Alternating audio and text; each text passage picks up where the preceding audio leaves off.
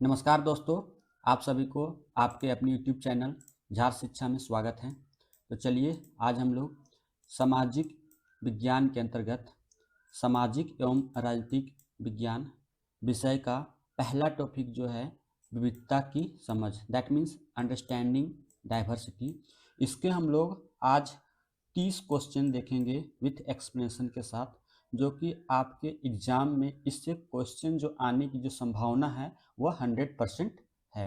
तो इसके हम लोग कितने देखेंगे? तो 30 प्रश्न देखेंगे। उससे पहले आप लोग के लिए झार शिक्षा के द्वारा एमसीक्यू बुकलेट तैयार किया गया है एसएसटी सब्जेक्ट के लिए, जिसमें आपको पॉलिटी, ज्योग्राफी, इकोनॉमिक्स और इतिहास और इसके साथ में जो कंप्यूटर पढ़ना है उसका भी बुकलेट कंप्लीट है। इन सभी का जो अभी है ये ऑफर प्राइस चल रहा है, बहुत ही मिनिमम प्राइस पे आपको मिल रहा है। इसके साथ अगर आप लोग थ्योरी बुकलेट चाहते हैं तो हमारे पास हिस्ट्री, ज्योग्राफी, पॉलिटी और इकोनॉमिक्स का थ्योरी बुकलेट है हिंदी और इंग्लिश में, तो इसे भी आप लोग ले सकते हैं। और अगर हमसे जुड़ना चाहते हैं और जुड़ के प्रैक्टिस करना चाहते हैं बेस से, तो आप लोग झार शिक्षा का एप्लीकेशन प्ले स्टोर से डाउनलोड करके हमसे जुड़ सकते हैं और प्रैक्टिस कर सकते हैं। ये अभी मात्र आपको 499 पे आपको मिल जाएगा। आप लोग इनरोल होके हमसे प्रैक्टिस कर सकते हैं जुड़ के। तो चलिए हम लोग स्टार्ट करते हैं आज का पहला प्रश्न और देखते हैं आज का पहला प्रश्न। पहला प्रश्न है, जवाहरलाल नेहरू की प्रसिद्ध पुस्तक भारत की खोज द डिस्कवरी ऑफ इंडिया में वर्णित अनेकता में एकता that means unity in diversity के संदर्भ में निम्नलिखित में से कौन सा कथन सबसे उपयुक्त रूप से इस विचार को परिभाषित करता है। यानी बताना है कि भारत की खोज पुस्तक में अनेकता में एकता को डिफाइन किया गया है, तो इस 4 स्टेटमेंट में कौन सा जो है वो इसे सटीक रूप में परिभाषित करता है। तो इसका राइट आंसर क्या हो जाए? तो इसका राइट आंसर हो जाएगा बी हो जाएगा। क्या हो जाएगा? तो बी हो जाएगा। यह कुछ ऐसा नहीं है जो बाजार से थोपा गया हो, बल्कि यह बहुत गहरा है, जिसके अंदर अलग अलग विश्वासों और प्रथाओं को स्वीकार करने की भावना है। यानी कि आंसर क्या हो जाएगा? तो बी हो जाएगा। चलिए इसका हम लोग एक्सप्लेनेशन देखते हैं। जवाहरलाल नेहरू ने अपनी पुस्तक डिस्कवरी ऑफ इंडिया में स्पष्ट किया कि भारत की विविधता कोई बाहरी थोपी हुई चीज नहीं है। यानी भारत की जो विविधता है वो कोई बाहर से थोपी गई चीज नहीं है। इसके विपरीत यह एक गहरी और आंतरिक विशेषता है। क्या है? यह एक गहरी और आंतरिक विशेषता है, जहाँ सहिष्णुता के साथ विभिन्न मान्यताओं और रीति रिवाजों को स्वीकार किया जाता है और उन्हें प्रोत्साहित किया जाता है। यानी कि हमारी जो विविधता है उसमें सहिष्णुता के साथ विभिन्न मान्यताओं और रीति रिवाजों को स्वीकार किया जाता है और उन्हें प्रोत्साहित किया जाता है। याद रखना है इसमें एक्स्ट्रा कि अनेकता में एकता वाक्यांश का सर्वप्रथम प्रयोग जवाहरलाल नेहरू ने ही भारतीय संदर्भ में किया था। यानी कि अनेकता में जो एकता वाक्य है इसका सर्वप्रथम प्रयोग यानी फर्स्ट प्रयोग जो है वो जवाहरलाल नेहरू के द्वारा ही भारतीय संदर्भ में किया गया था। यह बहुलवाद यानी कि प्लुरलिज्म और सांस्कृतिक सहिष्णुता यानी कि कल्चरल टॉलरेंस के भारतीय मॉडल का आधार है। यह अनेकता में एकता जो है ये क्या है? तो ये बहुलवाद और सांस्कृतिक सहिष्णुता के भारतीय मॉडल का आधार है। चलिए हम लोग नेक्स्ट क्वेश्चन की ओर देखते हैं और नेक्स्ट क्वेश्चन है कि समाज शास्त्र और राजनीति विज्ञान में विविधता दैट मीन्स डाइवर्सिटी और असमानता इन इक्वालिटी के बीच मुख्य अंतर को स्थापित करने वाला सबसे सटीक कथन कौन सा? यानी कि हमें 4 कथन दिया गया है, उसमें से बताना है कि सबसे सटीक कथन यानी कि सुटेबल स्टेटमेंट जो है वो कौन सा है जिसमें विविधता और इन इक्वालिटी के बीच अंतर स्थापित किया गया है। तो इसका राइट आंसर क्या हो जाएगा? इसका राइट आंसर हो जाएगा बी। यानी कि विविधता का अर्थ है लोगों का एक दूसरे से भिन्न होना, जैसे भाषा और संस्कृति के द्वारा, जबकि असमानता तब उत्पन्न होती है जब कुछ लोगों के पास उन संसाधनों या अवसरों की कमी होती है जो दूसरों को उपलब्ध है। तो यानी कि असमानता जो है तब उत्पन्न होती है जब उनके पास संसाधनों या अवसरों की कमी होती है जो दूसरे के पास अवेलेबल हो, वो इन लोगों के पास नहीं होती। और विविधता वो है जैसे भाषा और संस्कृति का एक दूसरे से भिन्न होना, ये क्या है, ये विविधता है। चलिए इसकी हम व्याख्या देखते हैं। एनसीईआरटी की कक्षा 6 में आप लोगों ने पढ़ा होगा कि समीर एक, जो अमीर हिंदी मतलब हिंदू और अंग्रेजी बोलने वाला है, समीर एक जो है वो अमीर है, हिंदू है और अंग्रेजी बोलने वाला है। और समीर दो जो है वो गरीब है, मुस्लिम है और हिंदी बोलने वाला वो भी है। के उदाहरण से स्पष्ट किया गया है कि धर्म और भाषा में अंतर विविधता का पहलू है। धर्म में, भाषा में अंतर जो है विविधता का पहलू है, लेकिन एक का स्कूल जाना और दूसरे का अखबार बेचना ये संसाधनों का अभाव है। दैट मीन्स इसको हम लोग क्या बोलेंगे, इसको असमानता कहेंगे। याद रखना है कि जाति व्यवस्था यानी कि कास्ट सिस्टम विविधता का नहीं बल्कि असमानता का एक रूप है। कास्ट सिस्टम जो है वो क्या है, तो वह विविधता नहीं बल्कि वो असमानता इन इक्वालिटी का एक रूप है। विविधता को सेलिब्रेट किया जाता है, हम लोग विविधता डाइवर्सिटी को क्या करते हैं, सेलिब्रेट करते हैं, इंजॉय करते हैं, जबकि असमानता को दूर करने के लिए संवैधानिक प्रयास किए जाते हैं, जैसे कि अनुच्छेद 15 और 16 में किया गया है। 15 में क्या बोला गया है कि धर्म, जाति, लिंग के आधार पर किसी से भेदभाव नहीं करना है। वहीं 16 में क्या बोला है कि शैक्षिक में आप लोग को धर्म, जाति के आधार पर भी भेदभाव नहीं करना, यानी कि शिक्षण में भी भेदभाव नहीं करना है। अगला प्रश्न है, भारत के दो सुदूर क्षेत्रों लद्दाख और केरल की ऐतिहासिक और भौगोलिक विविधता के संदर्भ में निम्नलिखित कथनों पर विचार करें। दोनों क्षेत्रों को किन समान ऐतिहासिक कारणों ने सबसे अधिक प्रभावित किया है। बताना है कि लद्दाख और केरल की ऐतिहासिक और भौगोलिक विविधता का संदर्भ लेते हुए हमें आइडेंटिफाई करना है, हमें ये कथनों की पहचान करना है कि दोनों क्षेत्रों को किन ऐतिहासिक कारकों ने सबसे अधिक प्रभावित किया है। तो इसका राइट आंसर क्या हो जाएगा, तो इसका राइट आंसर हो जाएगा सी। क्या हो जाएगा, सी हो जाएगा। यानी कि दोनों क्षेत्रों को चीनी और अरबी व्यापारियों के प्रभाव के समान रूप से ऐतिहासिक रूप से आकार दिया है। यानी कि दोनों क्षेत्र को चीनी और अरबी व्यापारियों के प्रभाव ने समान और ऐतिहासिक रूप से क्या किया है, तो आकार दिया है। चलिए इसकी हम लोग व्याख्या देखते हैं। केरल जो है वो दक्षिण पश्चिम, भारत के दक्षिण पश्चिम में है और लद्दाख जो है उत्तर में है। भौगोलिक दृष्टि से बिल्कुल अलग अलग हैं। क्या है, उनके भौगोलिक जो है दृष्टि है, मतलब भौगोलिक है वो अलग अलग है। केरल तो है दक्षिण पश्चिम में है और लद्दाख जो है वो आपका उत्तर में है, भारत के उत्तर में है। लद्दाख एक ठंडा रेगिस्तान है। लद्दाख क्या है, लद्दाख जो है कि एक ठंडा रेगिस्तान है, जबकि केरल जो है वो मसालों के लिए प्रसिद्ध है। लेकिन दोनों का इतिहास चीनी और अरब व्यापारियों जैसे सिल्क रूट के माध्यम से लद्दाख और समुद्री मार्ग से केरल के आगमन और सांस्कृतिक आदान प्रदान से गहराई से प्रभावित रहा है। इनकी लद्दाख जो है वो सिल्क रूट के माध्यम से अरब और चीनी व्यापारियों के संपर्क में रहा, वही केरल जो है उस समुद्री मार्ग के माध्यम से केरल से संपर्क स्थापित हुआ और वहां के सांस्कृतिक आदान प्रदान हुए और जो कि गहराई से केरल को प्रभावित किया।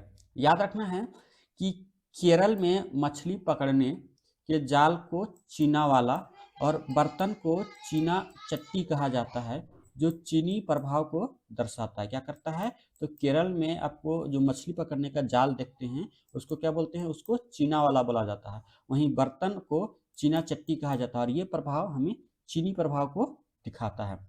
वहीं लद्दाख को छोटा तिब्बत भी कहा जाता है और यहाँ के पश्मीना ऊन ने अरब व्यापारियों को आकर्षित किया। लद्दाख को क्या कहा जाता है, तो लद्दाख को छोटा तिब्बत कहा जाता है और यहाँ का पश्मीना ऊन जो है उस ऊन ने व्यापारियों को बहुत ही आकर्षित किया। चलिए हम लोग नेक्स्ट क्वेश्चन की ओर देखते हैं और देखते हैं क्वेश्चन नंबर 4। क्वेश्चन नंबर 4 है कि बहुसंस्कृतिवाद यानी कि मल्टीकल्चरिज्म के सिद्धांत में सलाद बाउल यानी कि salad bowl model, melting pot model से किस प्रकार भिन्न है, यानी कि सलाद बाउल यानी कि सैलेड बाउल और मेल्टिंग पॉट मॉडल जो है वो किस प्रकार एक दूसरे से भिन्न है बताना है। तो इसका राइट आंसर क्या हो जाएगा, तो राइट आंसर इसका हो जाएगा बी, यानी कि सलाद बाउल मॉडल में विभिन्न संस्कृतियां एक साथ रहती है। क्या रहती है कि सलाद में हम लोग देखते हैं जैसे गाजर हो गया, मूली हो गया, टमाटर हो गया, खीरा हो जाए, वो सभी एक साथ रहती हैं लेकिन अपनी विशिष्ट पहचान बनाए रहती है। और फिर भी लेकिन वो अपनी विशिष्ट पहचान बनाते हैं। गाजर है तो गाजर ही है, मूली है तो मूली है, खीरा है तो खीरा ही है, टमाटर है तो टमाटर है, प्याज है तो प्याज ही है। जबकि मेल्टिंग पॉट में वे एक समरूप संस्कृति में घुल मिल जाती है। जैसे कि हम लोग चीनी और पानी का घोल करते हैं तो उसमें चीनी और पानी क्या होता है, दोनों घुल जाता है, यानी कि एक हो जाता है, यानी कि समांगी मिश्रण होना, कि वो क्या है, वो मेल्टिंग पॉट का एग्जाम्पल है। चलिए इसके हम व्याख्या देखते हैं। सलाद बाउल सिद्धांत यह मानता है कि समाज में विभिन्न सांस्कृतिक समूह एक साथ सलाद के विभिन्न अवयवों की तरह रहते हैं और समग्र रूप से योगदान देते हैं। यानी कि सलाद बाउल में समाज के विभिन्न सांस्कृतिक समूह के जो लोग हैं वो एक साथ रहते हैं और समाज में समग्र रूप से योगदान देते हैं लेकिन अपनी मूल पहचान नहीं खोते। और जो सलाद बाउल है उसमें समाज के जो लोग हैं अपनी मूल पहचान नहीं खोते हैं। भारतीय विविधता इसका एक बेहतरीन उदाहरण, और हम लोग का जो विविधता है, भारतीय विविधता है, इसी का एक बेहतरीन उदाहरण कौन सा, सलाद बाउल का। मेल्टिंग पॉट जैसे ऐतिहासिक रूप से अमेरिका का मॉडल, यह माना जाता है कि अप्रवासी अपनी पुरानी संस्कृति छोड़कर नई प्रमुख संस्कृति को पूरी तरह घुल मिल जाते हैं, यानी कि अपनी रीति रिवाज, अपनी कल्चर, अपनी संस्कृति को छोड़कर एक नई संस्कृति में पूरी तरह से घुल मिल जाते हैं। इसको बोलते हैं मेल्टिंग पॉट।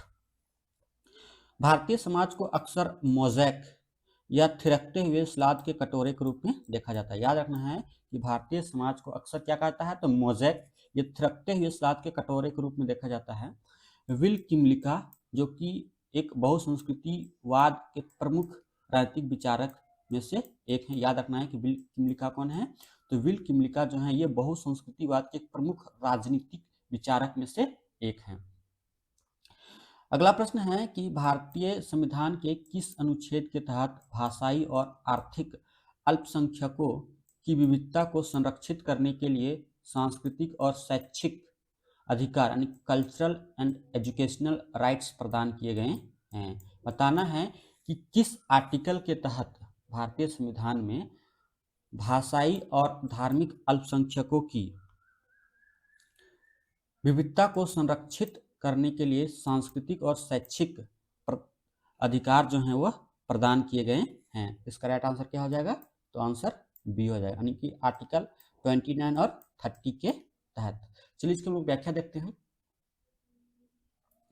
भारतीय संविधान में भाग 3 जो कि मौलिक अधिकार से संबंधित है के तहत अनुच्छेद 29 अल्पसंख्यकों के हितों का संरक्षण करता है। अनुच्छेद 29 जो है वो क्या करता है, तो अल्पसंख्यकों के हितों का संरक्षण करता है। किस आधार पर, तो विशेष भाषा, लिपि और संस्कृति को बनाए रखने का अधिकार देता है। कौन, तो अनुच्छेद 29। और अनुच्छेद 30 जो है वो सभी धार्मिक और भाषाई अल्पसंख्यकों को अपनी पसंद के शिक्षण संस्थान स्थापित करने और संचालित करने का अधिकार देता है।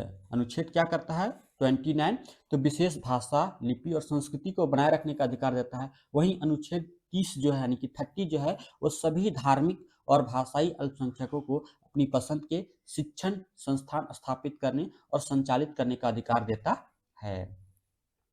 इसमें याद रखना है एक्स्ट्रा में कि संविधान जो है अल्पसंख्यक यानी कि माइनॉरिटी शब्द को परिभाषित नहीं करता। याद रखना है संविधान में माइनॉरिटी शब्द को परिभाषित नहीं किया गया, यानी कि डिफाइंड नहीं किया गया है, लेकिन यह केवल 2 आधारों को मान्यता देता है। किस आधार पर, तो धर्म और भाषा के आधार पर माइनॉरिटी को मान्यता देता है। अनुच्छेद 25 से 28 जो है वो धार्मिक स्वतंत्रता के अधिकार से संबंधित है। याद रखना है कि अनुच्छेद 25 से 28 जो है किस पे आधारित है, तो वह धार्मिक स्वतंत्रता के अधिकार से संबंधित है। चलिए हम लोग नेक्स्ट क्वेश्चन देखते हैं कि एक क्षेत्र की भौगोलिक स्थिति वहाँ के लोगों के खान पान, पहनावे और आवास को निर्धारित करती है। इस अवधारणा को समाजशास्त्र और मानव विज्ञान में किस नाम से जाना जाता है? बताना है कि एक क्षेत्र की भौगोलिक स्थिति वहाँ के लोगों के खान-पान, पहनावे और व्यवसाय को निर्धारित करती है। तो इस अवधारणा को समाजशास्त्र और मानव विज्ञान में किस नाम से जाना जाता है? बताना है कि किस नाम से जाना जाता है। तो इसको बोलते हैं, क्या बोलते हैं? तो भौगोलिक नियतिवाद बोलते हैं। क्या बोलते हैं? भौगोलिक नियतिवाद, यानी कि ज्योग्राफिकल डिटरमिनिज्म बोलते हैं। क्या बोलते हैं? तो ज्योग्राफिकल डिटरमिनिज्म बोलते हैं। चलिए इसकी हम लोग व्याख्या देखते हैं। भौगोलिक नियतिवाद यह सिद्धांत है कि पर्यावरण या भौगोलिक कारक किसी समाज की संस्कृति, भौतिक विकास, खान-पान और जीवन शैली को आकार देने में सबसे महत्वपूर्ण भूमिका निभाते हैं। लद्दाख के लोगों का मांस और दूध पर निर्भर होना तथा ऊनी कपड़े पहनना और केरल के लोगों का चावल, मछली खाना और सूती कपड़े पहनना इसका एक बेहतरीन एग्जाम्पल है। किसका? तो भौगोलिक नियतिवाद का। इसमें याद रखना है कि सांस्कृतिक सापेक्षवाद यह मानता है कि किसी भी संस्कृति का मूल्यांकन उसके अपने मानकों के आधार पर किया जाना चाहिए। सांस्कृतिक सापेक्षवाद यह मानता है कि किसी भी संस्कृति का जो मूल्यांकन है उसके अपने मानकों के आधार पर किया जाना चाहिए। विविधता की समझ केवल इतिहास ही नहीं बल्कि भूगोल के अध्ययन के बिना अधूरी है। और इतिहास, विविधता की जो समझ है वो इतिहास ही नहीं बल्कि इसमें भूगोल को भी पढ़ना उतना ही इम्पोर्टेंट है, यानी भूगोल को समझना भी उतना ही इम्पोर्टेंट है जितना कि इतिहास को। नेक्स्ट क्वेश्चन है कि पूर्वाग्रह यानी कि प्रीजुडिस और रूढ़िबद्ध धारणा यानी कि स्टीरियोटाइप के बीच के वैचारिक अंतर को दर्शाने वाला सही विकल्प चुनें। यानी कि हमें बताना है कि पूर्वाग्रह यानी कि प्रीजुडिस और रूढ़िबद्ध धारणा यानी कि स्टीरियोटाइप के बीच जो वैचारिक अंतर है वो इस चारों स्टेटमेंट में से किसमें हमको वो नजर आता है। तो इसका सेवंथ का राइट आंसर जो हो जाएगा वो क्या हो जाएगा? तो इसका राइट आंसर बी हो जाएगा। यानी कि पूर्वाग्रह जो होती है वो बिना किसी तार्किक आधार के लोगों के बारे में पहले से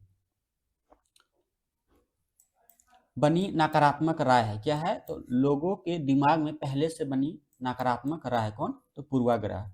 जबकि रूढ़िबद्ध धारणा किसी पूरे समूह को एक ही छवि या सांचे में बांधने की प्रक्रिया है, उसको क्या बोलते हैं? रूढ़िबद्ध धारणा बोलते हैं। चलिए इसकी हम व्याख्या देखते हैं। पूर्वाग्रह यानी कि प्री जज का अर्थ है किसी के बारे में पहले से आमतौर पर नकारात्मक राय बना लेना। जैसे शहर के लोग चालाक होते हैं, यानी कि एक क्या है? ये पूर्वाग्रह है कि शहर के लोग चालाक होते हैं।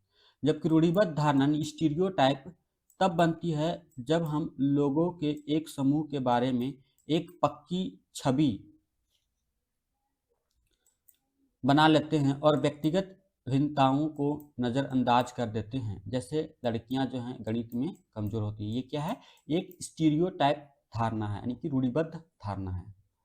पूर्वाग्रह और रूढ़ियां सामाजिक भेदभाव यानी कि डिस्क्रिमिनेशन का मूल कारण बनती है। यानी कि पूर्वाग्रह और रूढ़िबद्ध धारणाएं जो हैं ये समाज में डिस्क्रिमिनेशन यानी कि समाज में भेदभाव का कारण बनती है जो विविधता को नुकसान पहुंचाती है। और रूढ़िबद्ध धारणा जो है यानी डिस्क्रिमिनेशन जो है ये क्या करती है? हमारे समाज की विविधता जो होती है उसको नुकसान पहुंचाती है।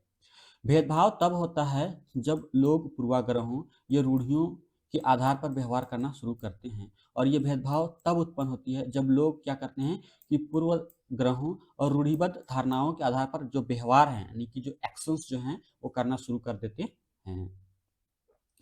अगला प्रश्न है 1953 यानी कि 1953 में भाषाई आधार पर राज्यों के पुनर्गठन की मांग को संबोधित करने के लिए भारत सरकार द्वारा राज्य पुनर्गठन आयोग यानी कि स्टेट रीऑर्गेनाइजेशन कमीशन का गठन किया गया था। इस आयोग के अध्यक्ष कौन थे? यानी बताना है कि स्टेट रीऑर्गेनाइजेशन कमीशन के जो अध्यक्ष थे वो कौन थे। इसका राइट आंसर जो हो जाएगा आपका क्या हो जाएगा? तो सी हो जाए। कौन थे? तो फजल अली थे। यानी कि 1953 में जो स्टेट रीऑर्गेनाइजेशन कमीशन बैठा था उसमें जो अध्यक्ष थे वो कौन थे? तो वह फजल अली थे। कौन थे? तो फजल अली थे। चलिए इसकी हम व्याख्या देखते हैं। भारत में भाषाई विविधता को समायोजित करने के लिए 1953 में फजल अली की अध्यक्षता में राज्य पुनर्गठन आयोग का गठन किया गया। किसकी अध्यक्षता में? तो फजल अली की अध्यक्षता में राज्य पुनर्गठन आयोग का गठन किया गया। इसके अन्य दो सदस्य कौन थे? तो के एम पनिकर और एच एन कुंजरू थे। कौन थे? तो के एम पनिकर और एच एन कुंजरू जो थे वो स्टेट रीऑर्गेनाइजेशन कमीशन के सदस्य थे। इस आयोग ने सिफारिश की कि राज्यों की सीमाओं का निर्धारण वहां बोली जाने वाली भाषाओं के आधार पर होना चाहिए, और स्टेट रीऑर्गेनाइजेशन कमीशन ने यह निर्धारित किया कि राज्यों की सीमाओं का जो निर्धारण है वह वहां बोली जाने वाली भाषाओं के आधार पर होनी चाहिए। याद रखना है कि भाषाई आधार पर बनने वाला पहला राज्य आंध्र प्रदेश 1953 में जो आंध्र प्रदेश बना था, जो तेलुगु भाषियों के लिए मद्रास से अलग किया गया था। किसके लिए? तो तेलुगु भाषियों के लिए मद्रास से अलग किया गया था। यह आयोग भाषाई विविधता के लोकतांत्रिक समायोजन का एक ऐतिहासिक कदम था, और यह आयोग जो था वो भाषाई विविधता के लोकतांत्रिक समायोजन का एक ऐतिहासिक कदम था। नेक्स्ट क्वेश्चन है कि भारतीय संविधान की 8वीं सूची यानी कि 8th शेड्यूल भारत की भाषाई विविधता को दर्शाती है। 92nd यानी कि 92वें संविधान संशोधन अधिनियम 2003 द्वारा इस सूची में कौन सी 4 भाषाएं जोड़ी गई? बताना है कि 92nd संविधान संशोधन अधिनियम 2003 के द्वारा भारतीय संविधान की 8वीं अनुसूची में जो 4 भाषाएं जोड़ी गई वह कौन कौन सी थी? तो इसका राइट आंसर क्या हो जाएगा? तो बी हो जाएगा। कौन सी? तो बोडो, डोगरी, मैथिली और संथाली, ये 4 भाषाएं जो है वो 2003 में 92nd कॉन्स्टिट्यूशन अमेंडमेंट के द्वारा जुड़ी गई। इसको आप लोग याद कर सकते हैं क्या? तो DBMS याद कर सकते हैं। DBMS ये कंप्यूटर साइंस में एक सब्जेक्ट होता है। DBMS database management structure. इसके हम लोग व्याख्या देखते हैं कि 92nd संविधान संशोधन 2003 ने 8वीं अनुसूची में बोडो, डोगरी, मैथिली और संथाली को शामिल किया गया, जिससे मान्यता प्राप्त आधिकारिक भाषाओं की संख्या जो कितनी हो गई? तो 22 है। अभी वर्तमान में जो भारतीय संविधान में 8 शेड्यूल में जो भाषाएं हैं वो कितनी हैं? तो अभी टोटल 22 है। याद रखना है कि जब मूल संविधान बना था उसमें 14 भाषाएं थी। कितनी थी? तो 14 भाषाएं थी। पहला जो जुड़ा इसमें सिंधी, वो 21वें संविधान संशोधन 1967 के द्वारा इसमें सिंधी जोड़ा गया। फिर उसके बाद 71वें संविधान संशोधन के द्वारा 3 भाषाएं कोंकणी, मणिपुरी और नेपाली को जोड़ा गया। कब? तो 71वें संविधान संशोधन 1992 में इसमें 3 भाषाएं और जोड़ी गई। इस प्रकार कुल मिलाकर अभी वर्तमान में हमारे 8th शेड्यूल में जो भाषाओं की संख्या वो कितनी है? तो वह 22 है। कितना है? तो 22 है। याद रखना है, ये वेरी वेरी इंपॉर्टेंट क्वेश्चन है, एग्जाम में देखने को हमेशा अक्सर मिलता है। अगला प्रश्न है, जालियांवाला बाग हत्याकांड जो कि 13 अप्रैल 1919 को हुआ था के बाद दिन खून के हमारे प्यारे भूल न जाना जो गीत है वो किसने गाया और इसका विविधता के संदर्भ में क्या महत्व है? बताना है कि दिन खून के हमारे प्यारे न भूल जाना ये जो गीत है वो किसने गाया, और पहला और उसके बताना है कि इसका विविधता के संदर्भ में क्या महत्व है। तो इसका राइट आंसर हो जाएगा बी। क्या हो जाएगा? बी। यह गीत भारतीय जन नाट्य संघ द्वारा गाया गया था। किसके द्वारा? तो भारतीय जन नाट्य संघ द्वारा गाया गया था, और यह हिंदू, मुस्लिम और सिख सभी के साझा संघर्ष और एकता को दर्शाता है। किसको? तो हिंदू, मुस्लिम, सिख के साझा संघर्ष और एकता को यह दर्शाता है गीत। कौन सा? दिन खून के हमारे प्यारे न भूल जाना। चलिए इसकी हम लोग व्याख्या देखते हैं। यह गीत जो है जालियांवाला बाग नरसंहार के बाद इप्टा यानी कि Indian people of theatre association द्वारा गाया गया था। यह गीत यह याद दिलाता है कि उस नरसंहार में हिंदू, मुस्लिम, सिख, पुरुष और महिलाएं सभी पृष्ठभूमि के लोग शामिल थे। क्या थे? तो हिंदू भी थे, मुस्लिम भी थे, सिख भी थे, पुरुष महिलाएं सभी पृष्ठभूमि के लोग उसमें शामिल थे, जो भारत की विविधता में एकता और साझा स्वतंत्रता संग्राम का प्रतीक है। याद रखना है, हम पहले ही बता चुके हैं कि जालियांवाला बाग नरसंहार जो है वह 13 अप्रैल 1919 को बैसाखी के दिन हुआ था। याद ही रखना है इसको, क्योंकि ये जो क्वेश्चन है हमेशा एग्जाम में फ्लैक्चुएट होते रहता है, हमेशा आपको देखने को मिल जाएगा। या दूसरा है कि भारत का राष्ट्रीय गान जो कि रविंद्रनाथ टैगोर द्वारा रचित है, भी भारत की सांस्कृतिक और भौगोलिक विविधता की एक अभिव्यक्ति है। हमारा राष्ट्रगान जो है जन गण मन, वो भी हमारी भारत की सांस्कृतिक और भौगोलिक विविधता की अभिव्यक्ति का एक रूप है। अगला प्रश्न है, सामाजिक स्तरीकरण यानी कि सोशल स्ट्रैटिफिकेशन के रूप में भारत की जाति व्यवस्था यानी कि कास्ट सिस्टम विविधता से किस प्रकार भिन्न है। बताना है कि जाति व्यवस्था जो है यानी कि कास्ट सिस्टम जो है सामाजिक स्तरीकरण के रूप में किस प्रकार भिन्न है। 11th का आपका आंसर जो हो जाएगा वो क्या हो जाएगा, तो बी हो जाएगा। यानी कि जाति व्यवस्था जो है एक बंद व्यवस्था है जो पदानुक्रम पर आधारित है। क्या है वह? जाति व्यवस्था जो है वह बंद व्यवस्था है और यह पदानुक्रम पर आधारित है, जहाँ समूहों को जन्म के आधार पर श्रेष्ठ या हीन माना जाता है, जो असमानता को संस्थागत बनाता है। यानी कि जाति व्यवस्था जो है वह जन्म के आधार पर श्रेष्ठ और हीन मानता है, जो कि असमानता को क्या करता है, संस्थागत बनाता है, यानी कि इंस्टीट्यूशनलाइजेशन करता है। इसके हम लोग व्याख्या देखते हैं। विविधता जो है क्षैतिज दैट मीन्स हॉरिजॉन्टल होती है, जहां अलग अलग समूह समान रूप से मूल्यवान होते हैं, लेकिन जाति व्यवस्था एक ऊर्ध्वाधर पदानुक्रम यानी कि वर्टिकल हायरार्की है, जो असमानता, ऊंच नीच और भेदभाव पर आधारित है।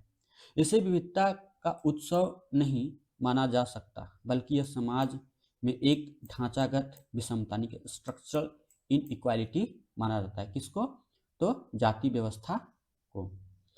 डॉक्टर बी आर अम्बेडकर ने जाति व्यवस्था को श्रम का विभाजन नहीं बल्कि श्रमिकों का विभाजन कहा था। याद रखना है स्टेटमेंट कि डॉक्टर अम्बेडकर ने जाति विभाजन को या जाति व्यवस्था को क्या कहा था, तो श्रम का विभाजन नहीं बल्कि श्रमिकों का विभाजन कहा था। वहीं भारत का संविधान अनुच्छेद 17 में कहता है कि अस्पृश्यता का अंत हो। क्या हो? तो अस्पृश्यता का अंत यानी कि अनटचेबिलिटी का अबोलिशन करता है कौन? तो अनुच्छेद 17। अगला प्रश्न है कि वैश्वीकरण दैट मीन्स ग्लोबलाइजेशन का सांस्कृतिक मतलब स्थानीय सांस्कृतिक विविधता पर पड़ने वाले प्रभाव के संबंध में ग्लोबलाइजेशन की अवधारणा क्या दर्शाती है। यानी कि ग्लोबलाइजेशन का स्थानीय सांस्कृतिक विविधता पर पड़ने वाले प्रभाव के संबंध में ग्लोबलाइजेशन जो है उसकी अवधारणा क्या दर्शाती है, ये बताना है। तो इसका राइट आंसर क्या हो जाएगा, तो बी हो जाएगा। यानी कि वैश्वीकरण और स्थानीय कारकों का मिश्रण है। वैश्वीकरण और स्थानीय कारकों का मिश्रण है, जहां वैश्विक उत्पाद या विचार स्थानीय संस्कृति के अनुरूप खुद को ढाल लेते हैं, जिससे विविधता का एक नया रूप पैदा होता है। क्या होता है? जिससे विविधता का क्या होता है, एक नया रूप पैदा होता है। इसकी लोग व्याख्या देखते हैं। समाजशास्त्री रोलैंड रॉबर्टसन द्वारा लोकप्रिय शब्द ग्लोबलाइजेशन जो वर्ड है यह रोनाल्ड रॉबर्टसन द्वारा लोकप्रिय बनाया गया। का अर्थ है कि वैश्विक और स्थानीय का मेल। जैसे एक अंतर्राष्ट्रीय फास्ट फूड चेन जैसे मैकडोनल्ड्स का भारत में मैक आलू टिक्की बेचना।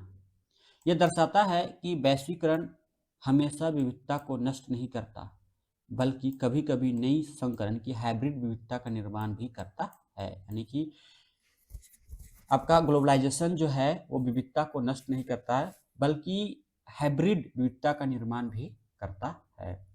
याद रखना है कि वैश्वीकरण के कारण जब सभी संस्कृतियां एक जैसी होने लगती है तो उसे सांस्कृतिक समरूपीकरण यानी कि कल्चरल जेनाइजेशन कहते हैं। क्या कहते हैं? तो सांस्कृतिक समरूपीकरण कहते हैं। ग्लोबलाइजेशन संस्कृति विविधता को संरक्षित करने का एक मध्य मार्ग प्रदान करता है। वहीं ग्लोबलाइजेशन जो है वो सांस्कृतिक विविधता को संरक्षित करने का एक मध्यम मार्ग भी प्रदान करता है। चलिए नेक्स्ट प्रश्न हम लोग देखते हैं, क्वेश्चन नंबर 13 कि भारत में धर्मनिरपेक्षता यानी कि सेकुलरिज्म का मॉडल पश्चिमी धर्मनिरपेक्षता जैसे फ्रांस और अमेरिका से अलग है। भारतीय विविधता को समायोजित करने के संदर्भ में भारतीय धर्मनिरपेक्षता की सबसे प्रमुख विशेषता क्या है? बताना है कि भारतीय धर्मनिरपेक्षता की सबसे प्रमुख विशेषता क्या है। तो इसका राइट आंसर क्या हो जाएगा? तो बी हो जाएगा। यानी कि राज्य जो है वो राज्य द्वारा सभी धर्मों को सम्मान देना और जरूरत पड़ने पर धार्मिक मामलों में सैद्धांतिक दूरी यानी के साथ सकारात्मक हस्तक्षेप करना है। यह भारतीय धर्मनिरपेक्ष की एक प्रमुख विशेषता है कि राज्य क्या करेगा कि सभी धर्मों को सम्मान देगा और जरूरत पड़ने पर धार्मिक मामलों में सैद्धांतिक दूरी भी बना लेगा, जो कि एक सकारात्मक हस्तक्षेप है। चलिए इसकी व्याख्या देखते हैं। पश्चिमी मॉडल जैसे फ्रांस में राज्य और धर्म के बीच एक सख्त दीवार यानी कि स्ट्रिक्ट सेपरेशन है, लेकिन भारतीय मॉडल में राज्य जो है वो सर्वधर्म समभाव का पालन करता है। भारतीय मॉडल जो है वो किसका पालन करता है? तो सर्वधर्म समभाव का पालन करता है। राजीव भार्गव जैसे विचारकों ने इसे सैद्धांतिक दूरी कहा है, जहाँ राज्य धर्म से दूर रहता है लेकिन विविधता की रक्षा करता है। राज्य जो है वो धर्म से दूर रहता है फिर भी विविधता की रक्षा करता है। यह सामाजिक सुधार करता है जैसे कि छुआछूत का खात्मा या 3 तलाक को रोकना, जैसे धार्मिक मामलों में हस्तक्षेप भी कर सकता है। ये किसका एग्जाम्पल है? ये भारतीय विविधता का एग्जाम्पल है। याद रखना है कि प्रस्तावना में धर्मनिरपेक्ष यानी कि सेक्युलर जो शब्द है यह 42 कॉन्स्टिट्यूशनल अमेंडमेंट एक्ट यानी कि 42वें संविधान संशोधन 1976 द्वारा जोड़ा गया था। भारतीय धर्मनिरपेक्षता जो है अल्पसंख्यकों के अधिकारों यानी कि अनुच्छेद 29 और 30 को विशेष सुरक्षा प्रदान करता है। भारतीय धर्मनिरपेक्षता जो है वह अल्पसंख्यकों के अधिकारों को विशेष सुरक्षा प्रदान करता है। किस अनुच्छेद के तहत? अनुच्छेद 29 और 30 के तहत यह विशेष सुरक्षा प्रदान करता है। अगला प्रश्न है कि भारत के नृजातीय यानी कि एथनिक समूहों और विविधता के वैज्ञानिक वर्गीकरण के संबंध में डॉक्टर BS गुहा का वर्गीकरण सबसे प्रामाणिक माना जाता है। उन्होंने भारतीय जनसंख्या को कितने प्रमुख नृजातीय समूहों में बांटा? यानी बताना है कि डॉक्टर BS गुहा ने भारतीय नृजातीय समूहों को कितनी संख्या में बांटा, मतलब भारतीय जनसंख्या को जो है वो कितनी प्रमुख नृजातीय समूहों में बांटा है?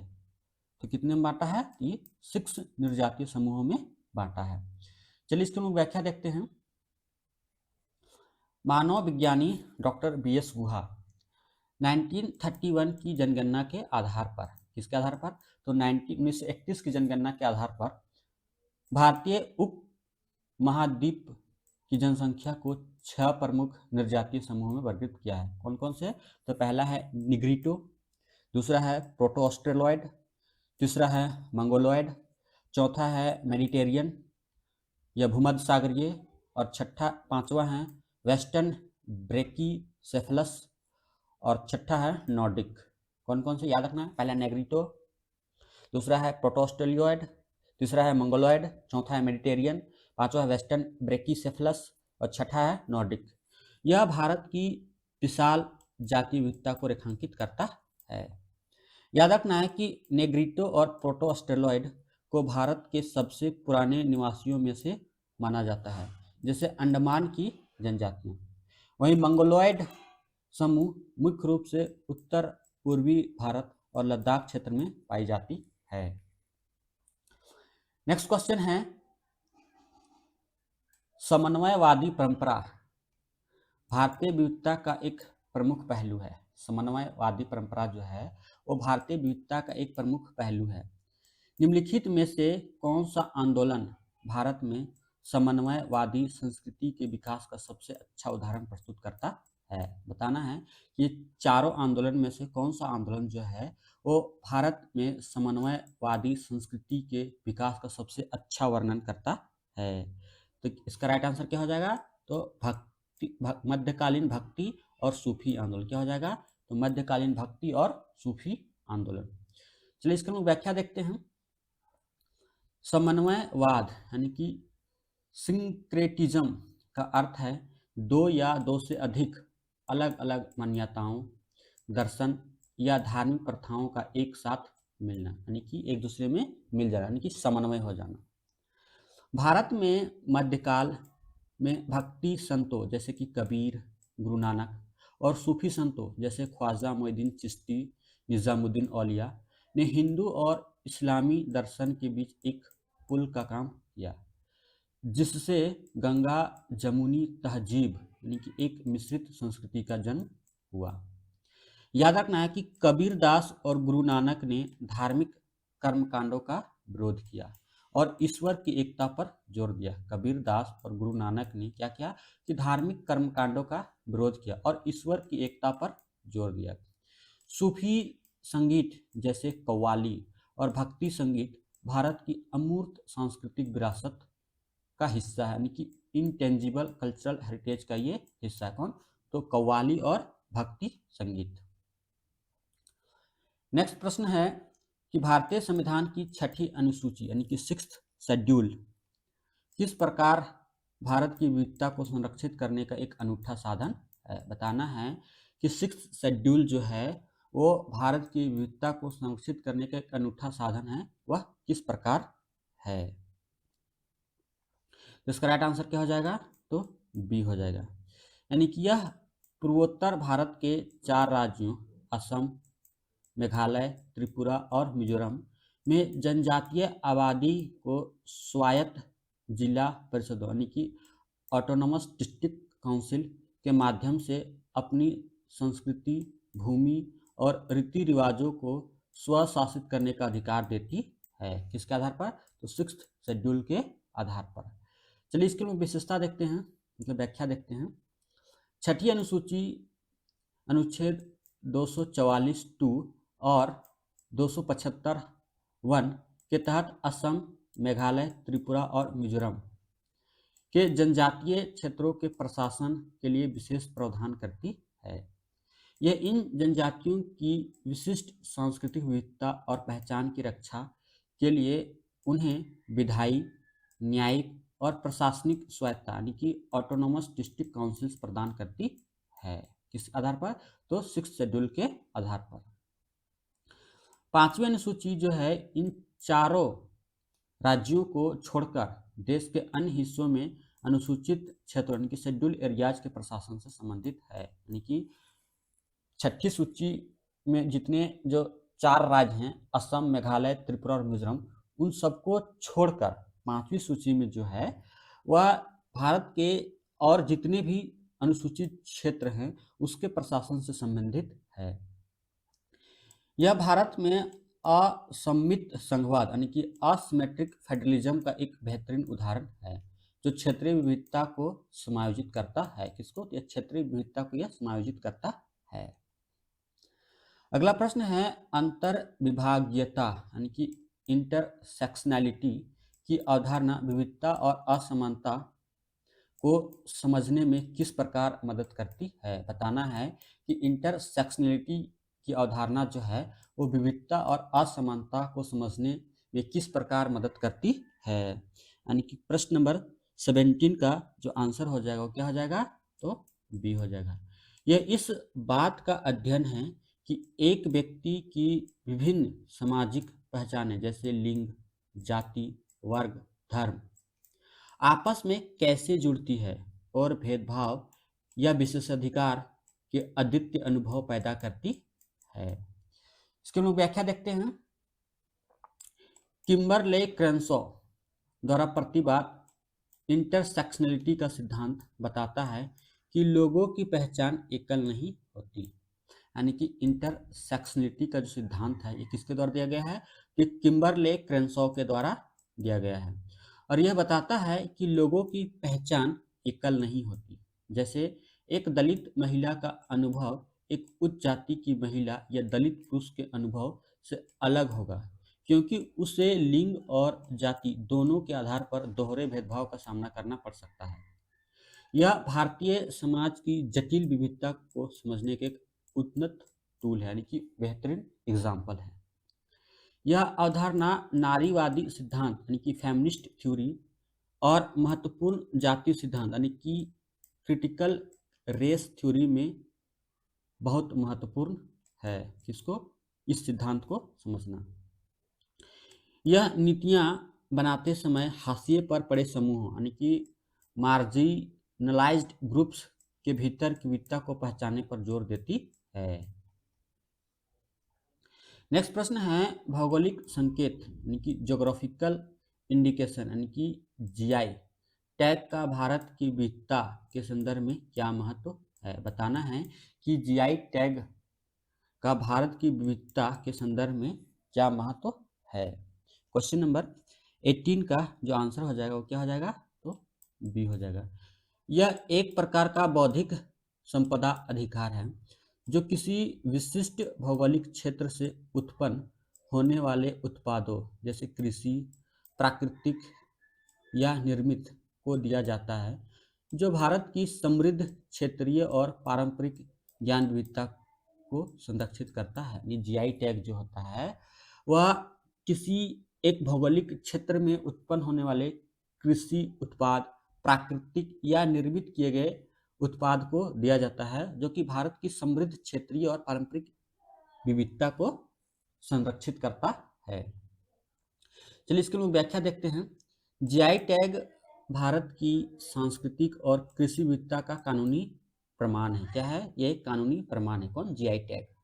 यह प्रमाणित करता है कि कोई उत्पाद एक निश्चित क्षेत्र से या निश्चित स्थान से आता है और उसमें उस कारण से विशेष गुण जैसे दार्जिलिंग चाय, बनारसी साड़ी, कांगड़ा पेंटिंग, झारखंड का सोहराय कोहबर पेंटिंग, ये सब कुछ क्या है? इन सभी को जीआई टैग मिल चुका है और ये किसी निश्चित स्थान या विशेष क्षेत्र से आते हैं और इसकी पहचान अलग होती है।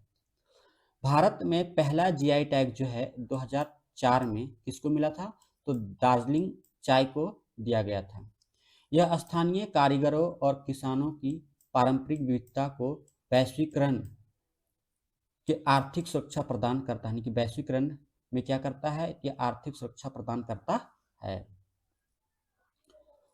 अगला प्रश्न है भारत में धार्मिक विविधता के संदर्भ में सच्चर समिति जो कि 2005 में गठन किया गया था, किस उद्देश्य के लिए किया गया था। बताना है कि सच्चर समिति का जो गठन किया गया था वो किस उद्देश्य के लिए किया गया था। तो इसका राइट आंसर हो जाएगा बी हो जाएगा। यानी कि भारत में मुस्लिम समुदाय की सामाजिक, आर्थिक और शैक्षिक स्थिति का अध्ययन करने के लिए सच्चर समिति का गठन जो है वह किया गया था। कब? तो 2005 में किया गया था। न्यायमूर्ति राजेंद्र सच्चर की अध्यक्षता में 2005 में गठित इस समिति ने 2006 में अपनी रिपोर्ट प्रस्तुत की। कब की? तो सच्चर समिति जो है जो कि 2005 में गठित हुई थी, 2006 में अपनी रिपोर्ट प्रस्तुत की। इसने भारत की सबसे बड़ी अल्पसंख्यक आबादी मुस्लिमों की सामाजिक, आर्थिक और शैक्षिक स्थिति का दस्तावेजीकरण किया और पाया कि कई क्षेत्रों में उनकी स्थिति अनुसूचित जातियों और जनजातियों के समान या उससे भी बदतर है।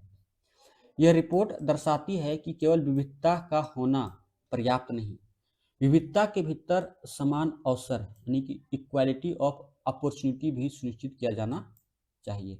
विविधता होना पर्याप्त नहीं है, बल्कि विविधता के भीतर समान अवसर भी सुनिश्चित किया जाना चाहिए। समिति ने नीति निर्माण में अल्पसंख्यकों के समावेशन दैट मीन्स इंक्लूजन के लिए समान अवसर आयोग यानी कि इक्वल अपॉर्चुनिटी कमीशन की सिफारिश की थी।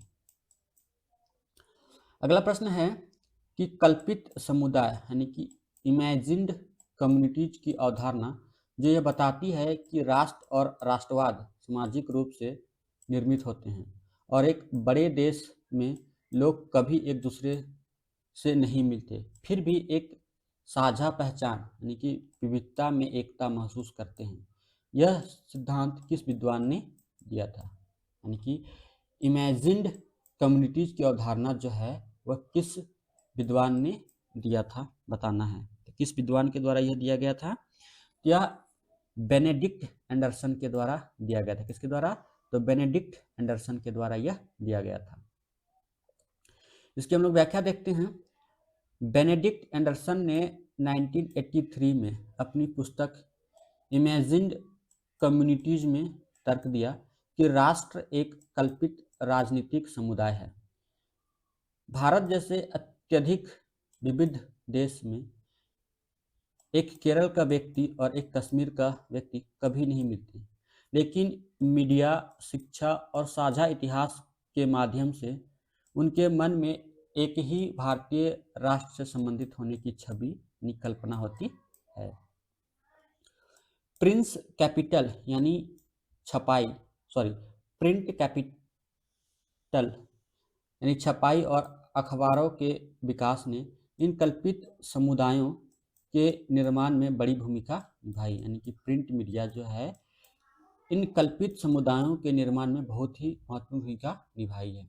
यह अवधारणा बताती है कि विविधता में एकता भी एक सशक्त सामाजिक निर्माण है जिसे लगातार पोषित किया जाना चाहिए। अगला प्रश्न है, पेसा एक्ट 1996 का मुख्य उद्देश्य भारत की किस प्रकार की विविधता का संरक्षण करना है? यानी कि बताना है कि पेसा एक्ट 1996 जो है वह मुख्य रूप से किस प्रकार की विविधता का संरक्षण करना है। तो इसका राइट आंसर हो जाएगा 21 का बी हो जाएगा। क्या हो जाएगा? बी। यानी कि संविधान के भाग 9 यानी कि पंचायतों के प्रावधानों को अनुसूचित क्षेत्रों यानी कि शेड्यूल एरियाज तक विस्तारित करके जनजातीय स्वशासन और पारंपरिक अधिकार यानी कि ट्राइबल सेल्फ रूल की रक्षा करना है। किसका? तो पेसा एक्ट का यह मुख्य उद्देश्य है। इसकी हम लोग व्याख्या देखते हैं। पंचायत यानी कि अनुसूचित क्षेत्रों तक विस्तार अधिनियम 1996, जिसको पेसा के नाम से जाना जाता है, का उद्देश्य 5वीं अनुसूची वाले क्षेत्रों में ग्राम सभाओं को सशक्त बनाना है। यह कानून आदिवासियों की जल, जंगल और जमीन यानी कि प्राकृतिक संसाधनों पर पारंपरिक अधिकारों और उनकी सांस्कृतिक विविधता को संरक्षित करते हुए स्वशासन को कानूनी मान्यता देता है। याद रखना है कि दिलीप सिंह भूरिया समिति की सिफारिश के आधार पर पेसा अधिनियम लाया गया था। पेसा अधिनियम किसके सिफारिश पर लाया गया था? तो दिलीप सिंह भूरिया समिति के आधार पर लाया गया था। यह कानून झारखंड, मध्य प्रदेश, छत्तीसगढ़ जैसे राज्यों में जनजातीय संस्कृति को मुख्य धारा द्वारा अवशोषित यानी कि एसिमिलेशन होने से बचाता है। अगला प्रश्न है कि बहुलवाद यानी कि प्लुरलिज्म विविधता से एक कदम आगे की अवधारणा है। निम्नलिखित में से कौन सा कथन बहुलवाद को सही ढंग से स्पष्ट करता है? यानी कि बहुलवाद जो है वो विविधता यानी कि डाइवर्सिटी से एक कदम आगे की अवधारणा है। तो कौन सा कथन जो है बहुलवाद को सही ढंग से स्पष्ट करता है? बताना है कि कौन सा कथन जो है यह सही ढंग से स्पष्ट करता है। तो इसका राइट आंसर क्या हो जाएगा? तो सी हो जाएगा। यह एक ऐसी राजनीतिक और सामाजिक व्यवस्था है जहाँ विविध समूह न केवल मौजूद रहते हैं बल्कि शक्ति साझा करते हैं और समाज में सक्रिय रूप से एक साथ मिलकर भाग लेते हैं, जिसको बोलते हैं सक्रिय भागीदारी बोलते हैं। चलिए इसकी हम विशेषता देखते हैं यानी कि व्याख्या देखते हैं। विविधता केवल एक तथ्यात्मक स्थिति है। विविधता जो है क्या है? एक तथ्यात्मक स्थिति है यानी भिन्नताओं का होना, जबकि बहुलवाद जो है उस विविधता के प्रति एक सक्रिय प्रतिक्रिया है। बहुलवाद में विभिन्न समूह एक दूसरे के साथ सम्मानजनक संवाद करते हैं और लोकतांत्रिक व्यवस्था में समान रूप से भागीदार होते हैं। लोकतंत्र में बहुलवाद के बिना सफल नहीं हो सकता। लोकतंत्र जो है वो बहुलवाद के बिना सफल नहीं हो सकता। भारत का लोकतंत्र बहुलवादी लोकाचार पर आधारित है जहाँ विभिन्न समुदायों और राजनीतिक प्रतिनिधित्व प्राप्त है। अगला प्रश्न है कि भारतीय संविधान का अनुच्छेद 15 राज्य को किसी भी नागरिक के खिलाफ केवल किन आधारों पर भेदभाव करने से रोकता है, यानी कि विविधता के संरक्षण के संदर्भ में बताना है। तो इसका राइट आंसर क्या हो जाएगा? तो 23 का राइट आंसर हो जाएगा आपका ए, यानी कि वह धर्म, मूल वंश, जाति, लिंग या जन्म स्थान के आधार पर भेदभाव नहीं कर सकता है। किसमें कहा गया है? अनुच्छेद 15 में यह कहा गया है। इसकी हम लोग व्याख्या देखते हैं। अनुच्छेद 15(1) स्पष्ट रूप से कहता है कि राज्य जो है वो किसी भी नागरिक के विरुद्ध केवल धर्म, मूल वंश, जाति, लिंग या जन्म स्थान या इनमें से किसी के आधार पर कोई भेदभाव नहीं करेगा। ये प्रावधान सुनिश्चित करते हैं कि भारत की विविधता किसी नागरिक के लिए नुकसान का कारण न बने। इसमें भाषा और निवास स्थान रेसिडेंस का स्पष्ट उल्लेख नहीं है, यानी कि निवास का उल्लेख रोजगार के संदर्भ में अनुच्छेद 16 में है।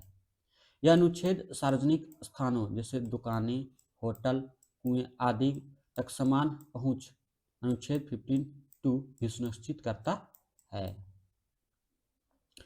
अगला प्रश्न है, पारसी धर्म का भारत की विविधता में एक छोटा लेकिन अत्यंत महत्वपूर्ण योगदान रहा है। पारसी समुदाय मूल रूप से किस देश से भारत आया और किस प्राचीन धार्मिक दर्शन का पालन करते हैं? बताना है कि पारसी धर्म जो है वो भारत में एक छोटा सा है और भारत की विविधता को प्रभावित करता है। तो बताना है कि पारसी समुदाय जो है मूल रूप से किस देश से भारत आए और वे किस प्राचीन धार्मिक दर्शन का पालन करते हैं। तो इसका राइट आंसर क्या हो जाएगा? तो बी हो जाएगा। वो फारस यानी कि ईरान से आए और वो पारसी धर्म का पालन करते हैं। इसकी हम लोग व्याख्या देखते हैं। पारसी जो है वो ईरान यानी कि प्राचीन फारस में धार्मिक उत्पीड़न से भागकर 8वीं से 10वीं शताब्दी के बीच आसपास जो है वो भारत मुख्य रूप से गुजरात तट पर पहुंचे। भारत ने उन्हें शरण दी जो भारतीय संस्कृति की सहिष्णुता और विविधता को अपनाने की क्षमता का प्रतीक है। इनके पवित्र ग्रंथ का नाम जो है वो जिंद अवेस्ता है। याद रखना है कि पारसी धर्म का जो पवित्र ग्रंथ है उसका क्या नाम है? उसका नाम है जिंद अवेस्ता है। जनसंख्या में बहुत कम यानी कि अल्पसंख्यक होने के बावजूद टाटा, गोदरेज और वाडिया जैसे पारसी परिवारों का भारत के औद्योगिक विकास में बड़ा योगदान है। अगला प्रश्न है, पारिस्थितिकी तंत्र की विविधता यानी कि इकोसिस्टम डाइवर्सिटी का सांस्कृतिक विविधता से गहरा संबंध है। पवित्र उपवन की अवधारणा इसका सबसे अच्छा उदाहरण है। तो पवित्र उपवन क्या है? बताना है कि पवित्र उपवन जो है यह क्या है। यानी 25 का जो आंसर हो जाएगा आपका क्या हो जाएगा? तो बी हो जाएगा। यानी कि वन भूमि के वे हिस्से जो स्थानीय समुदायों द्वारा देवी देवताओं के निवास के रूप में पूजे जाते हैं और जहां पेड़ों को काटना या शिकार करना वर्जित है उसे क्या बोलते हैं? उसे पवित्र उपवन बोलते हैं। चलिए इसकी व्याख्या देखते हैं। भारत में सांस्कृतिक विविधता प्रकृति के संरक्षण में कैसे मदद करती है? पवित्र उपवन इसका उत्कृष्ट उदाहरण है। मेघालय में ला क्यांतांग, केरल में काऊ, राजस्थान में ओरन, ये सभी जंगल के वे टुकड़े हैं जिन्हें स्थानीय जनजातियां और समुदाय सदियों से अपनी सांस्कृतिक और धार्मिक मान्यताओं के कारण संरक्षित करते आ रहे हैं। कौन कौन से? तो मेघालय में ला क्यांतांग, केरल में काऊ और राजस्थान में ओरन। यह पर्यावरण संरक्षण में पारंपरिक ज्ञान यानी कि ट्रेडिशनल नॉलेज की भूमिका को दर्शाता है।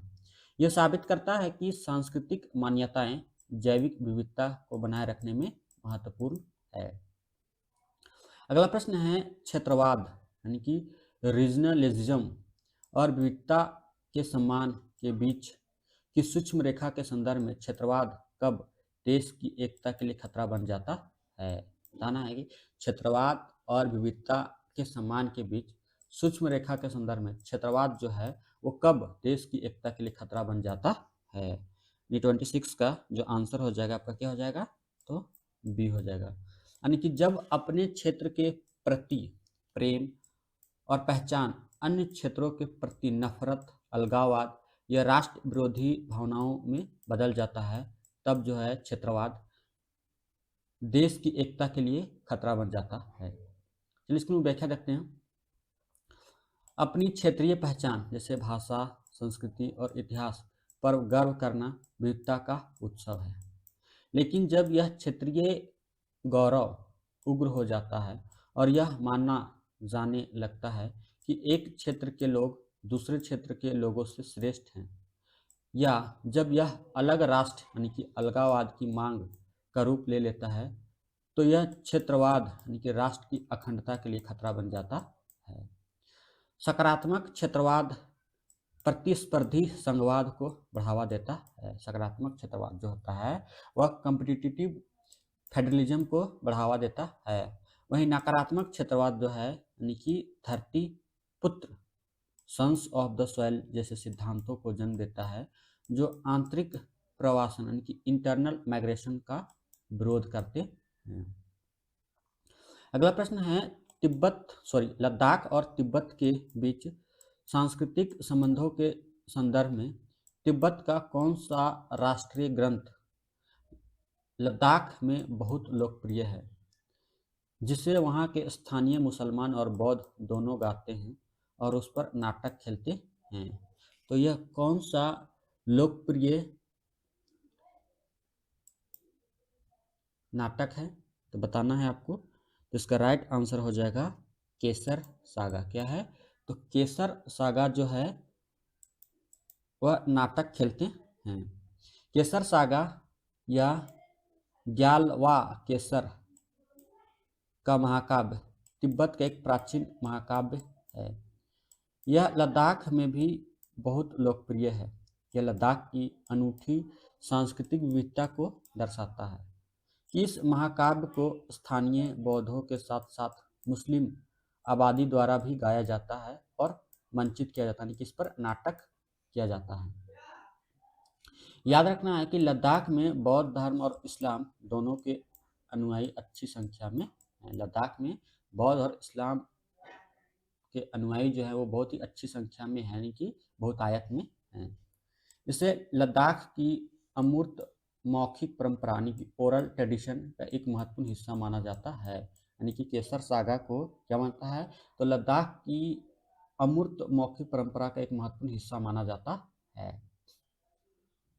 अगला प्रश्न है कि असिमिलेशन यानी कि आत्मसातकरण की नई बहुसांस्कृतिक समाजों में क्यों आलोचित की जाती है। यानी कि आत्मसातकरण की नीति बहुसांस्कृतिक समाजों में क्यों जो है उसकी आलोचना की जाती है। यानी कि 28 का बताना है कि आंसर क्या हो जाएगा।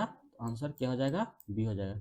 क्योंकि यह अल्पसंख्यक समुदायों पर दबाव डालती है कि वे अपनी मूल संस्कृति और भाषा को छोड़ दें और बहुसंख्यक समूहों की प्रमुख संस्कृति को पूरी तरह अपना लें। चलिए इसकी हम व्याख्या देखते हैं।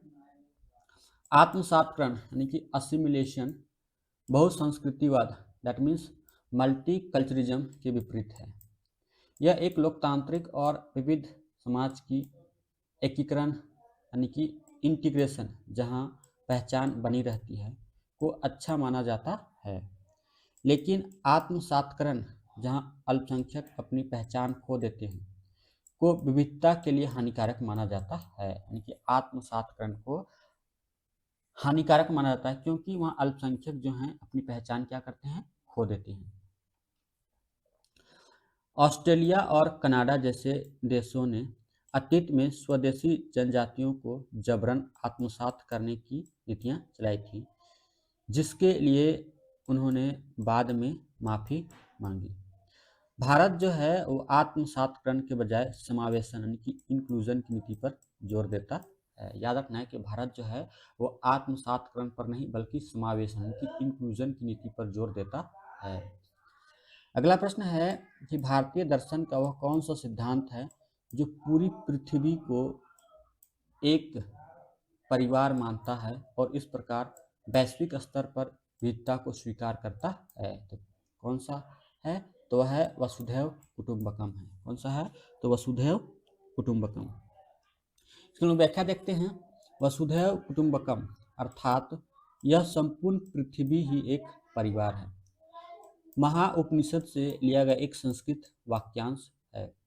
यह भारतीय संस्कृति का एक मूल ग्रंथ है जो केवल राष्ट्रीय विविधता ही नहीं बल्कि वैश्विक विविधता और सभी मनुष्यों की एकता में विश्वास करता है।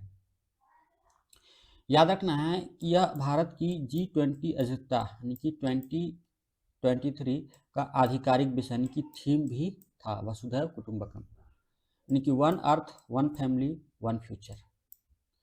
यह संकीर्ण राष्ट्रवाद यानी कि नैरो नेशनलिज्म का खंडन करता है और वैश्विक नागरिकता यानी कि ग्लोबल सिटीजनशिप को बढ़ावा देता है। वसुधैव कुटुंबकम जो है वह नैरो नेशनलिज्म को खंडन करता है और ग्लोबल सिटीजनशिप को बढ़ावा देता है। इस वीडियो का ये लास्ट और आखिरी प्रश्न है कि समावेशी शिक्षा यानी कि इंक्लूसिव एजुकेशन कक्षा में मौजूद विविधता को कैसे संबोधित करती है। बताना है कि इंक्लूसिव एजुकेशन जो है वो कक्षा में मौजूद विविधता को कैसे संबोधित करती है। तो इसका राइट आंसर जो हो जाएगा वो क्या हो जाएगा? तो सी हो जाएगा। यानी कि एक ही कक्षा में सभी पृष्ठभूमि शारीरिक, बौद्धिक, सामाजिक, भाषाई के बच्चों को एक साथ पढ़ाना और उनकी व्यक्तिगत आवश्यकताओं के अनुसार शिक्षण विधियों को अपनाना, इसको बोलते हैं इंक्लूसिव एजुकेशन। समावेशी शिक्षा विविधता का सबसे व्यवहारिक रूप है। यानी कि समावेशी शिक्षा जो है ये क्या है? तो विविधता का सबसे व्यवहारिक रूप है। यह इस सिद्धांत पर काम करती है कि प्रत्येक बच्चा अद्वितीय है, यानी कि प्रत्येक बच्चा जो है वह यूनिक है और शिक्षा प्रणाली को बच्चे की ज़रूरतों यानी कि चाहे वो दिव्यांग हो या अलग भाषाई पृष्ठभूमि के हो के अनुसार बदलना चाहिए, न कि बच्चे को सिस्टम के अनुसार बदलने के लिए मजबूर करना चाहिए। राष्ट्रीय शिक्षा नीति यानी कि NEP 2020 बहुभाषावाद और समावेशी शिक्षा पर भारी जोर देता है। यह शिक्षा के अधिकार यानी राइट टू एजुकेशन 2009 की मूल भावना के अनुरूप है, जो बिना किसी भेदभाव के सभी के लिए शिक्षा सुनिश्चित करता है। आप लोग के लिए एक प्रश्न है, बताना है कि राइट टू एजुकेशन एक्ट जो है यह कब से भारत में यह लागू हुआ। इसका आप लोग कमेंट बॉक्स में आंसर जरूर कीजिएगा अगर आप लोग ये वीडियो देख रहे होंगे और वीडियो को आप लोग पसंद कर रहे होंगे। तो दोस्तों आप लोग के लिए हमारे द्वारा जो है पैंथर MCQ प्रैक्टिस बैच लाया जा रहा है, उसी कड़ी का ये विविधता जो चैप्टर है उसका ये पहला टॉपिक का ये फर्स्ट 30 क्वेश्चन था। इसमें और मतलब टोटल जो है 120 क्वेश्चन कराए जाएंगे एक टॉपिक से। तो इसका फर्स्ट 30 क्वेश्चन था। तो आप लोग क्वेश्चन देख ही रहे होंगे किस प्रकार का क्वेश्चन है। तो इसी प्रकार का क्वेश्चन जो है आपको पैंथर प्रैक्टिस बैच में कराया जाएगा। तो जिनको भी अगर ज्वाइन करना हो तो अभी स्पेशल ऑफर है, आप लोग मात्र 499 पे इस पे ज्वाइन कर सकते हैं और प्रैक्टिस कर सकते हैं और क्वेश्चन जो एग्जाम में क्वेश्चन पूछा उस लेवल का क्वेश्चन आप लोग कर सकते हैं। और अगर आप लोग को खुद से MCQ प्रैक्टिस करना हो तो झार शिक्षा के द्वारा तैयार की गई बुकलेट जो है वो ले सकते हैं और वो आपको अफोर्डेबल प्राइस पर मिल जाएगा। अगर आप लोग को लेना हो तो हमारे नंबर पर आप लोग संपर्क कर सकते हैं। हमारा नंबर क्या है? तो 8271113645। इस पर आप लोग कॉल या व्हाट्सअप भी कर सकते हैं। वीडियो अच्छी लगी तो आप लोग इसे दोस्तों के साथ जरूर शेयर कीजिएगा। जो भी जेटेट का तैयारी कर रहे हैं आप लोग को इन्फॉर्मेशन मिल ही गया होगा कि झारखंड के मुख्यमंत्री जो हैं हेमंत सोरेन, उन्होंने ये घोषणा कर दी है कि बहुत जल्द ही जब जेटेट के एग्जाम हो जाए उसके बाद 40,000 जो है वो शिक्षकों की नियुक्ति किया जाएगा। तो ये आप लोग के लिए एक बहुत ही बड़ी अपॉर्चुनिटी है। तो आप लोग इसे ज़रूर ज्वाइन कीजिएगा और अपनी जो जेटेट का प्रिपरेशन उसको धारदार बनाइए और जेटेट जो है वो अच्छे मार्क्स से आप लोग पास कीजिए, तभी जो है आप लोग इस 40,000 प्लस जो टीचर वैकेंसी आएगा उसके लिए आप लोग एलिजिबल होंगे। अगर आप लोग जेटेट पास नहीं करते हैं तो आप लोग इसके लिए एलिजिबल भी नहीं हो, क्योंकि झारखंड में जो सीटेट है उसकी मान्यता नहीं है। तो वीडियो देखने के लिए आप सभी को थैंक यू, धन्यवाद। जय हिंद, जय भारत, जय झारखंड, जय जोहार। पढ़ते रहिए, बढ़ते रहिए।